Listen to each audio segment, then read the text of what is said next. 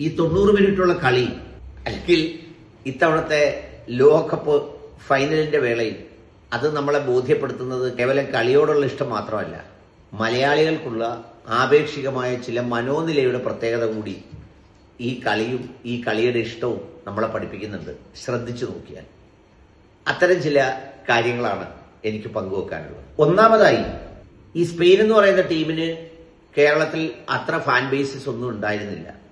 എവിടെ പോയാലും സ്പെയിനിന്റെ ഒരു ബോർഡൊന്നും ഞാൻ കണ്ടിട്ടില്ലായിരുന്നു.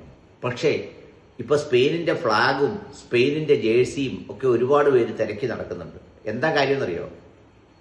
അത് സ്പെയിനിനോടുള്ള ഇഷ്ടം കൊണ്ടല്ല, അങ്ങനെ ഇപ്പൊ അങ്ങ് അർജന്റീന ജയിക്കണ്ട എന്നൊരു മനോഭാവത്തിൽ, അല്ലെങ്കിൽ ആ ജയിപ്പിക്കുന്നവനെ തോൽപ്പിക്കാൻ വരുന്നവരാരായാലും അവന്റെ കൂടെ കൂടി അവനെ തോൽപ്പിക്കുക എന്ന് പറയുന്ന ഒരു സംഗതി. ഇത് ഫുട്ബോളിൽ മാത്രമല്ല, മലയാളികളുടെ ജീവിതത്തിൽ പല സ്ഥലത്തും കാണാം.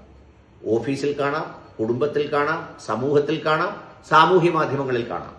ഒരുത്തൻ അങ്ങനെ ഷൈൻ ചെയ്യുകയാണ് എങ്കിൽ ആ ഏതെങ്കിലും തരത്തിൽ അവനെ ഒന്ന് തോൽപ്പിക്കണം.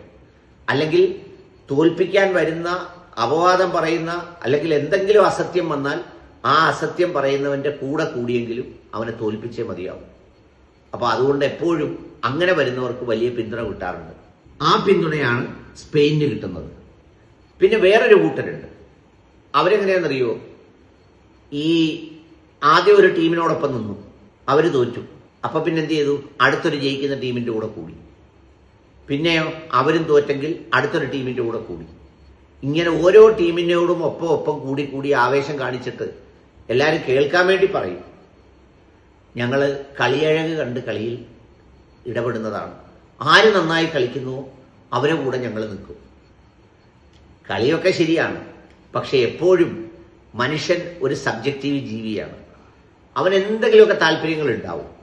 ആ താല്പര്യങ്ങളില്ലാതെ അങ്ങനെ എല്ലാ കളിയഴകും കണ്ട് കൂടെ നിൽക്കുന്നവൻ എന്ന് പറയുന്നവൻ യഥാർത്ഥത്തിൽ ഒരു ചെറിയ അവസരവാദിയാണ്. അങ്ങനെയുള്ളവരെയും നിങ്ങൾക്ക് ഈ കളിയുടെ ഭാഗമായി കാണാൻ കഴിയുന്നത് പോലെ തന്നെ ജീവിതത്തിലും പലയിടത്തും കാണാൻ കഴിയും.